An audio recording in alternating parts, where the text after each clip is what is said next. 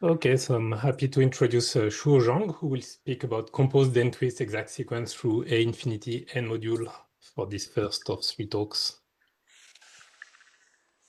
Yeah, thanks, Vincent. So it's very nice to speak here, and I'm glad to share some application of algebraic structure that isn't used a lot before. So nowadays, a lot of people use infinity modules or bimodules, but for general multi-modules, is uh, even though schematic mod developed this, this wasn't used very much. So yeah, let me just start with Seidel's very famous theorem.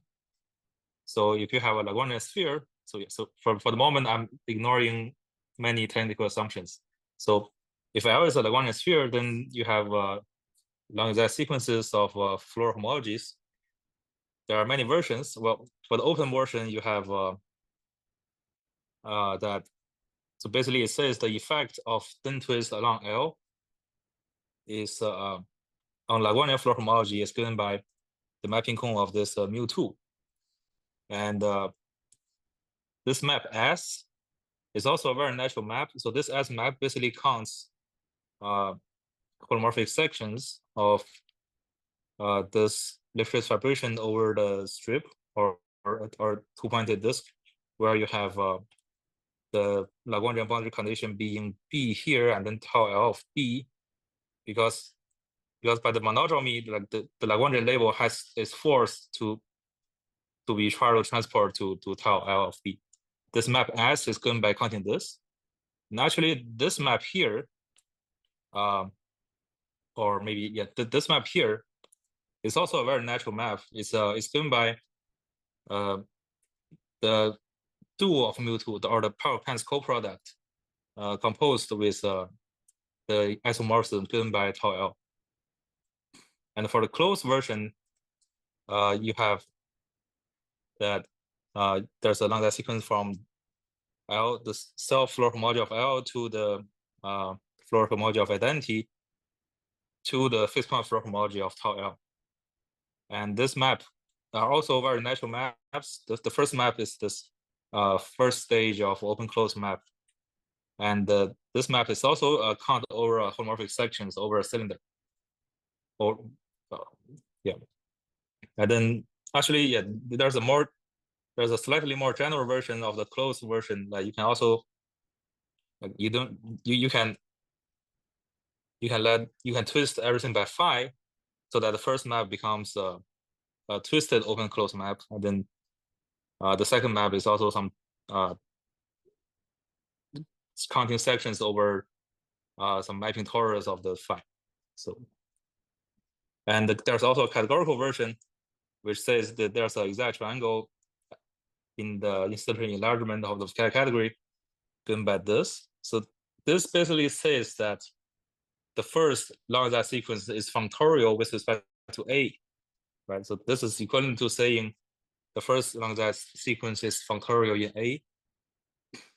And actually, it's also functorial with respect to B, because all three maps are very natural maps. So it's very natural to assume to see that they are functorial. So so Mack and Wu proved this. They found that in the product manifold, so in M times M with the form reversed, there's a surgery identity. So if you perform Lagrangian surgery of L times L with the diagonal, so L times L intersect diagonal cleanly, they intersect cleanly over this. And if you perform Lagrangian surgery, it is Hamiltonian isotopic to the graph of the Dehn twist inverse. And so this says that there's an exact triangle in the Fukaya category of the product of this form. So what this map is maybe it's not very clear at the moment, but they prove that this map is the map that induces all three maps here. So you can actually derive these three exact triangles from here just by by taking just by taking this or this or this. Just by taking these three functors of this, you can recover these three exact Lagrangian sequences. So it's a very natural to generalize this to multiple Lagrangian spheres. So if you have n Lagrangian spheres, and you can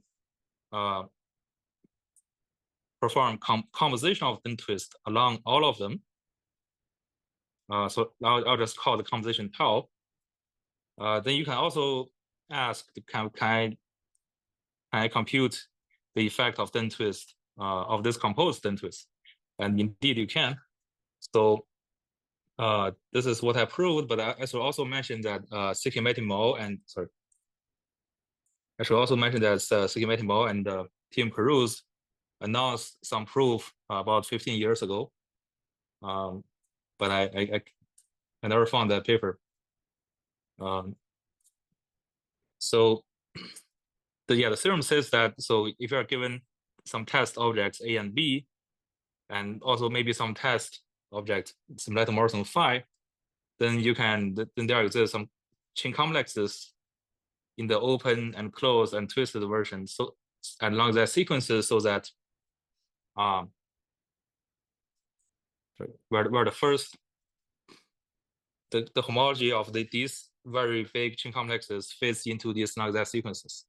So you can see the second and third term of each sequence are the same as before. The only difference is that the tau now is a composition of Dehn twist. And this chain complex is a very big chain complex consisting of Lagrangian Floer homologies between these Lagrangian spheres, which makes sense. So because if these Lagrangian spheres intersect with each other, then their composition of their Dehn twist can be very complicated. So yeah, let me tell you what these chain complexes are. They're actually very similar to the whole shell cochain complex or cultured chain complex. So in the open version, where you have test object A and B, it is the sum over all possible lengths of all composable chains of Lagrangian. So direct sum over all composable chains of Lagrangian Floer homology starting at A and end at B.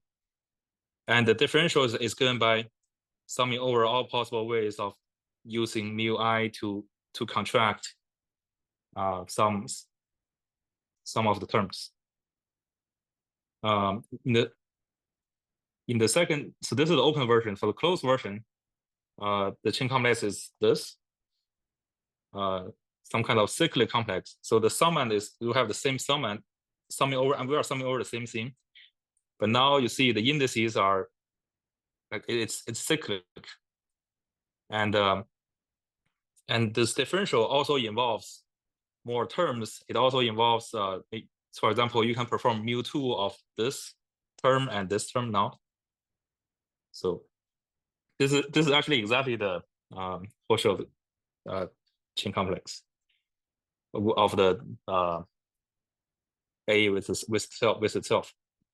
And in the twisted case, which in the twisted case is actually a generalization of this, where it's also cyclic, except in the last term, you need to twist by the symplectic Morrison phi, and then in the differential, it involves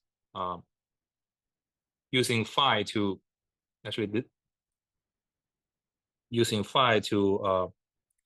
twist at first. So this is actually the Hochschild chain complex with respect to the graph bimodule of phi. So yeah, I should also mention what these maps are. So this mu is just the summing over the biggest possible contraction. So you are taking the mu over everything so that it lands in this. And OC is the sum over all the open closed map, but now you have more Lagrangians, so you have it's an open closed map with more inputs, and this is still a sum of twisted open closed maps. But in some sense, my result is not as strong as a generalization of Seidel's result would be, because the way Seidel proved his result, he's using some very concrete geometric arguments, and his result is saying there's a Lagrangian sequence so that the first map are these and the second maps are these. So the way I'm proving this result, it's not explicit what these what the second maps are, but still like it is enough to it allows us to compute what the fixed point Floer homology of the composed Dehn twists are. But it's not as strong as Seidel result because these maps are not very explicit. So it's because I'm using some very algebraic thing like the N module. Okay.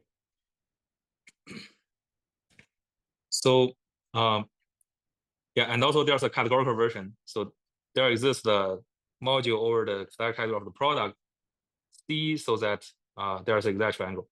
And this proof is actually harder than previous because it involves Warren Woodward's fiber Dehn twist. So we are looking at this fiber Dehn twist in this product manifold. Okay, so why is this important? It's because composition of Dehn twist appears a lot in topology and singularity theory. So computing its fixed point for homology is of interest. So for example, in dimension 2, any diffeomorphism is can be decomposed as composition of Dehn twist along some circles, and for any hypersurface singularities, monodromy can be decomposed as the composition of Dehn twist. So okay, so let me introduce the proof ingredients. So the proof really uses the Functoriality of quilted Floer chain complexes. So just a quick review, a quilted Floer chain complex for a cyclic generalized Lagrangian correspondence, it involves counting quilted cylinders like this. And in the special cases where some Lagrangian correspondence is the product form, it actually, you can unfold it into this non-cyclic quilted Floer chain complex where you count this quilted strips. So the idea to prove this is that is to use Lagrangian composition where and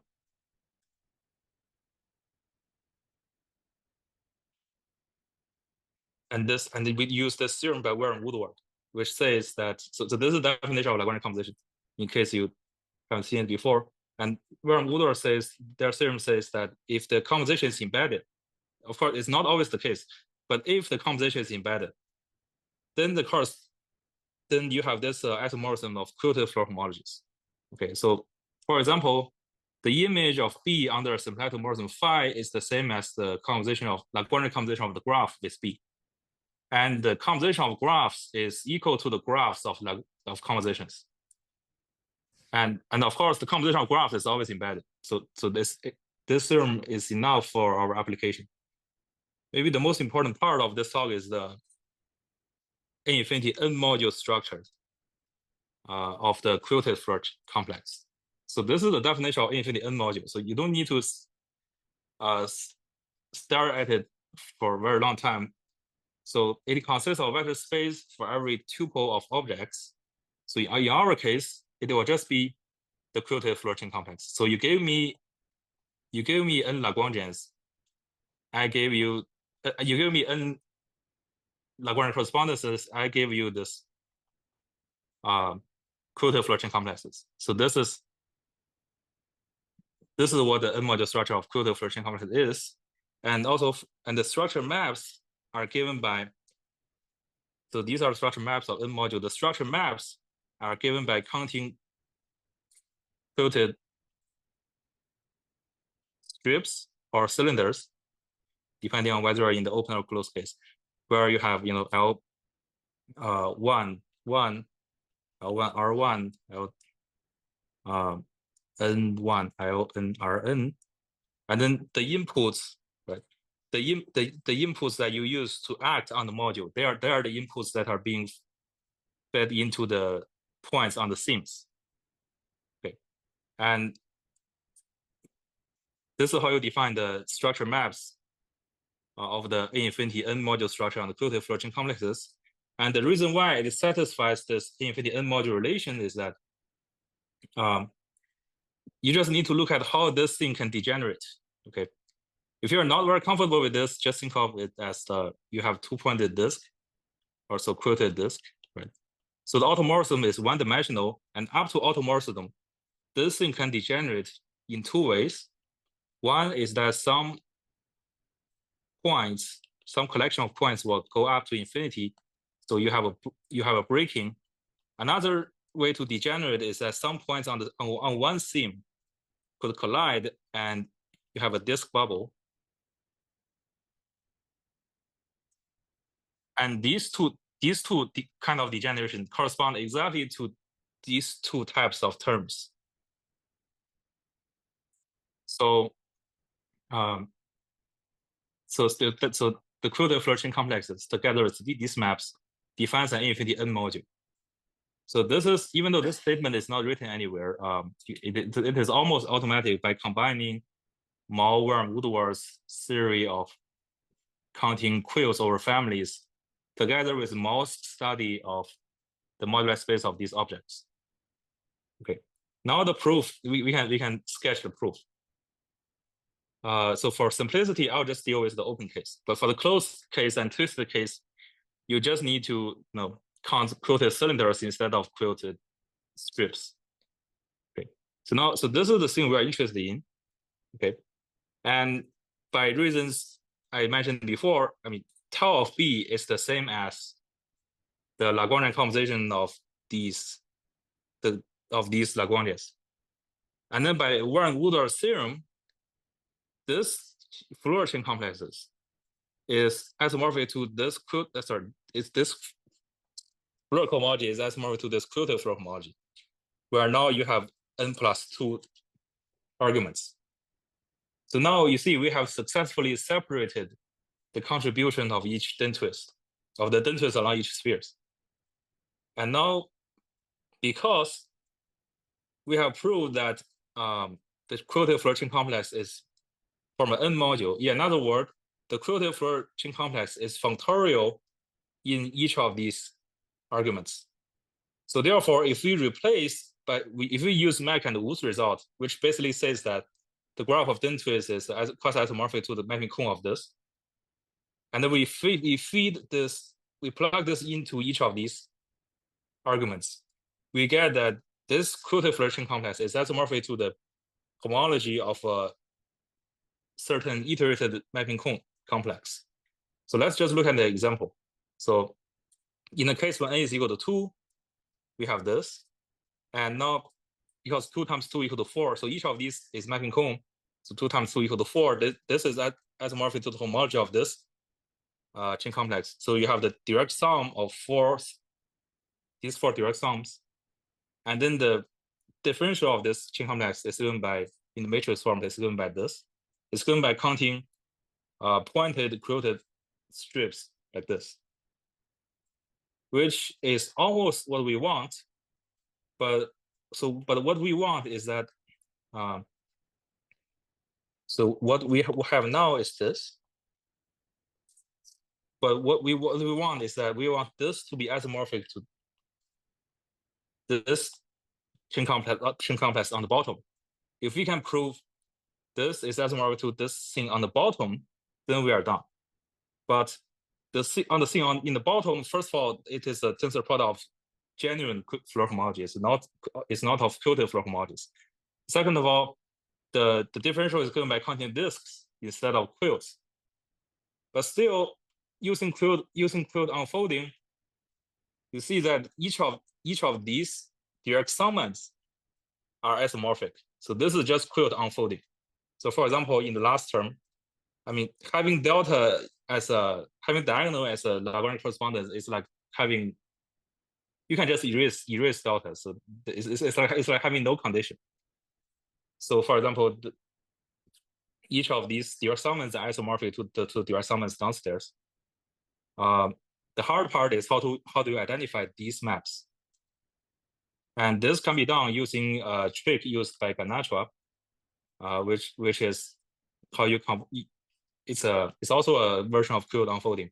So basically, quilts like this can be unfolded into disks except we need a family version of unfolding. So, so for example, there's you can say there's a one-to-one correspondence between quilts like this and disk like this.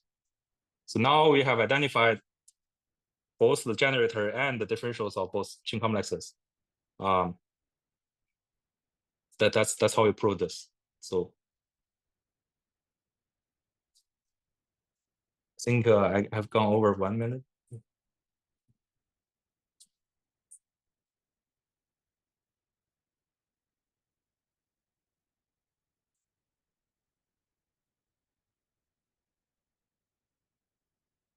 There are any questions or? Okay, so thank you very much.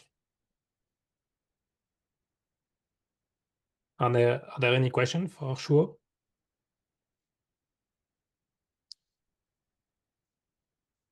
I think Octave, you're speaking, but we cannot hear you. Sorry. Okay. No, I'm not. Now it's okay? Yeah. Yes. Hear Yeah. me. Right. So I wanted just to say that I think that this is a very nice. So thanks first for the talk. It's a very nice proof, I think, based on quilts. I think the result can be proven also directly, I think. Yes. Yeah. So for the Just let me say just a word and to ask a question too. So because you can view the result, the exact sequence of Seidel is associated to a cobordis, the way that Mach and Wu have done. And so an iterated sequence of Dehn twists, it's an iterated cobordism. And so you get, one can get exactly the calculation I think you have. But maybe your method is more precise somehow, in the sense that it does construct all this the structure of the complex involving the iterated Dehn twist in a very explicit way. And maybe the other way, it's sort of, there are a number of equivalences that you go at each stage, because you do an iteration and there's some algebra to be done that's maybe more, I don't know. So my question is, how you view the advantage of your method? So is that the advantage maybe, or? I think the advantage is that there's no. I would say the advantage is the usage of N module, because basically, so I have tried some other ways of proving, but like you said, we can just start with things like this, and then we iterate this somehow, and then the problem is that let's be concrete. The problem is how do you prove exactly that this part like this map is mu3 at somehow. So I guess my proof is sort of. I see. I understand. So I understand it. Yeah. So the way we have a proof, we had a proof. We had another kind of approach to this exact sequence of Seidel in a paper with Biran and myself, and so indeed there is an issue there, as you say, is that to identify these off-diagonal terms, you need to look at some moduli spaces at some moment. Yeah. And so I guess what you do is that your method is much more direct in a way. It's simpler. And so for us, it was like two steps. So you look at these moduli spaces that appear in some sort of iteration, and also there is some use of something that Seidel calls in his books the lambda lemma, which allows to move from a cone to a twisted complex, basically, and then you get the expression of these off terms. But in any case, thank you very much. I understand. Yeah. Thank you. Yeah, if there's time, I also want to mention that there is something interesting going on in the proof. So, there's actually a problem that doesn't appear when you are dealing with two Lagrangians, but it appears when you have three or more Lagrangian spheres. Because when you are counting quilts, as Octave said, when we are counting quilts, we are counting over the permuted hedra. So this is like the modular space of three-pointed quilts. When we are defining the regular Floer homology. We're counting over the social hydra. Now the problem doesn't appear when n is 1 or 2 because when n is 1 or 2, permuted hydra is equal to the social hydra. But when n is bigger than or equal to 3, they're not the same. As you can see, like these 5 sides can be unfolded into these 5 disks. But this one is problematic. If you try to unfold this, it will give you this operation. It's like mu2 composed with mu2, and this doesn't appear in infinity relation. But this can be solved just by taking perturbation datum in a more clever way. Like if the Lagrangian label in the middle seam is the product, then you can project it to this. Now this is one-dimensional, this is zero-dimensional. So if you choose your perturbation datum to only depend on the image of the projection, which is enough to achieve transversality, then this solution to the Floer equation won't be isolated. So, so that means there's no contribution coming from this face. And this also works in higher dimensions. So, and there's a French mathematician named Lode who constructed embeddings of permuted hydra into a social hydra. And the faces that disappears under this embedding are exactly the faces that doesn't contribute to the counting. Yeah. Yes. Okay. Yeah, Are there any other question or comment?